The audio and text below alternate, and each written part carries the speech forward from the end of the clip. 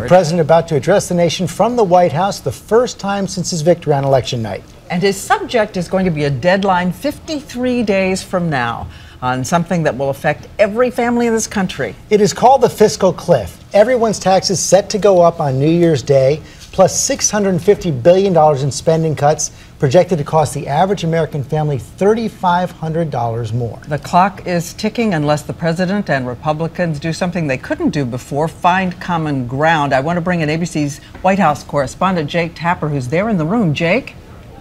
Hello, Diane. President Obama campaigned on the idea that those Bush tax cuts on wealthier Americans making more than $200,000 a year should be allowed to expire at the end of the year. So in addition to President Obama extending a hand to Republicans in Congress, and you'll hear that he invited Republican and Democratic leaders to come to the White House next week to negotiate on this, you'll hear an affirmation of this position because the president believes that the American people are with him. He campaigned on this issue, and of course, he won. But Diane and George. The House Speaker, John Boehner, told you yesterday that those tax hikes are unacceptable. But he also signaled that the fiscal cliff is there and they have to come to some kind of deal, and he knows how dire it would be to fall off that cliff. We should point out that the president is in the East Room of the White House.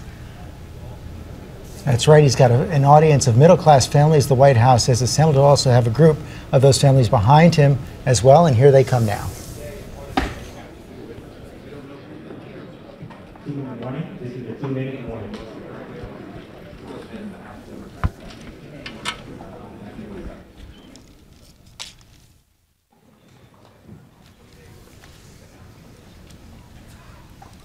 president will call for a balanced approach. That's what he said. He tried to negotiate with Congress last year, including both spending cuts and tax increases. And again, we will be seeing the president for the first time since that victory speech he made.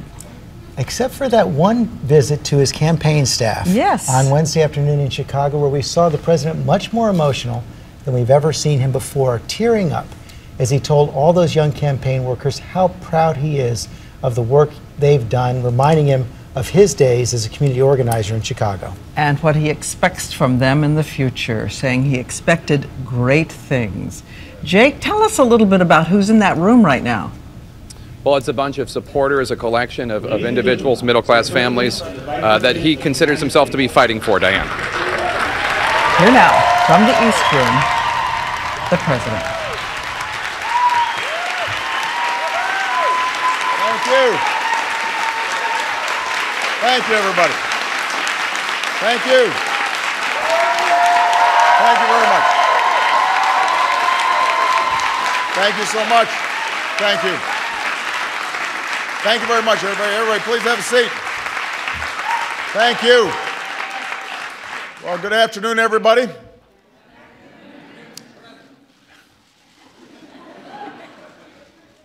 Now that those of us on the campaign trail have had a chance to get a little sleep, it's time to get back to work, and there is plenty of work to do.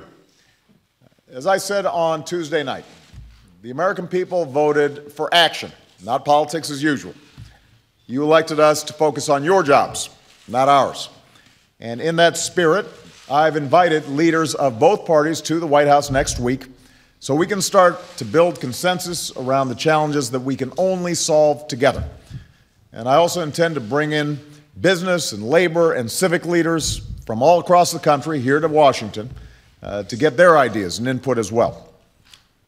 You know, at a time when our economy is still recovering from the Great Recession, our top priority has to be jobs and growth. That's the focus of the plan that I talked about during the campaign.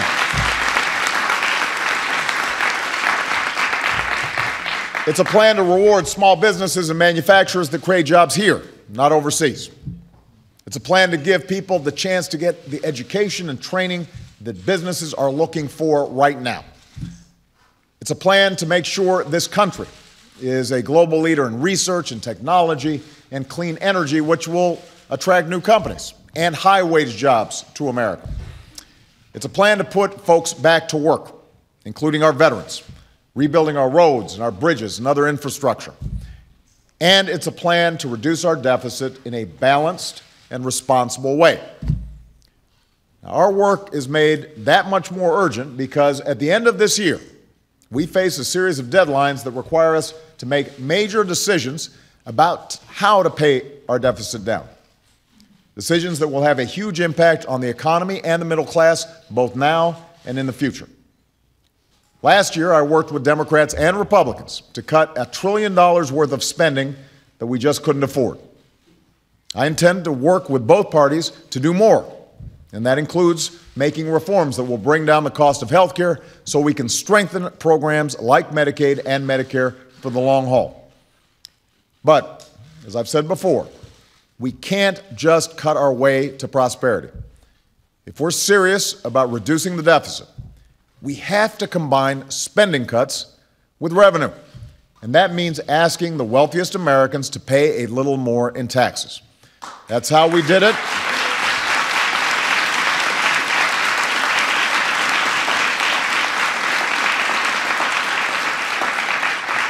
That's how we did it in the 1990s when Bill Clinton was president. That's how we can reduce the deficit while still making the investments we need to build a strong middle class and a strong economy. That's the only way we can still afford to train our workers or help our kids pay for college or make sure that good jobs in clean energy or high-tech manufacturing don't end up in countries like China. Now, already I've put forward a detailed plan that allows us to make these investments while reducing our deficit by $4 trillion over the next decade. I want to be clear, I'm not wedded to every detail of my plan. I'm open to compromise. I'm open to new ideas. I'm committed to solving our fiscal challenges. But I refuse to accept any approach that isn't balanced. I am not going to ask students and seniors and middle-class families to pay down the entire deficit while people like me making over $250,000 aren't asked to pay a dime more in taxes. I'm not going to do that.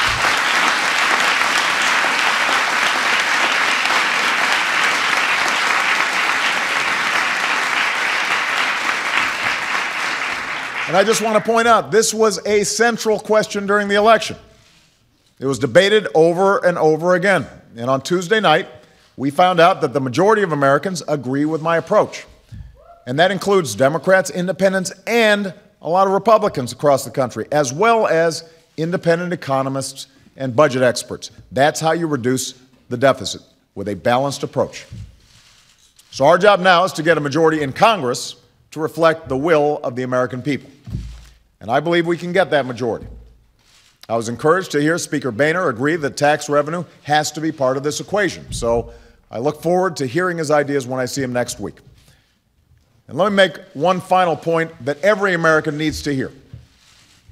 Right now, if Congress fails to come to an agreement on an overall deficit reduction package by the end of the year, everybody's taxes will automatically go up on January 1st. Everybody's, including the 98% of Americans who make less than $250,000 a year. And that makes no sense.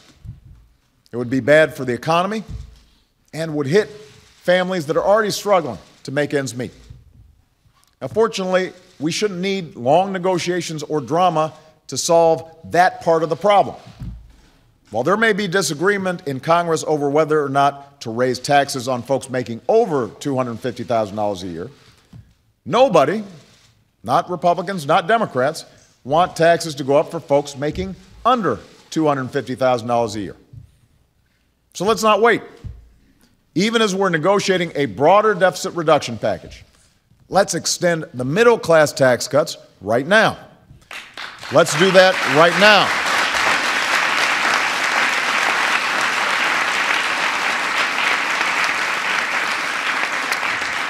That one step would give millions of families, 98% of Americans, and 97% of small businesses the certainty that they need going into the new year. It would immediately take a huge chunk of the economic uncertainty off the table, and that'll lead to new jobs and faster growth. Business will know that consumers, they're not going to see a big tax increase. They'll know that most small businesses won't see a tax increase, And so a lot of the uncertainty that you're reading about, that will be removed. In fact, the Senate has already passed a bill doing exactly this. So all we need is action from the House. And I've got the pen, ready to sign the bill right away. I'm ready to do it. I'm ready to do it.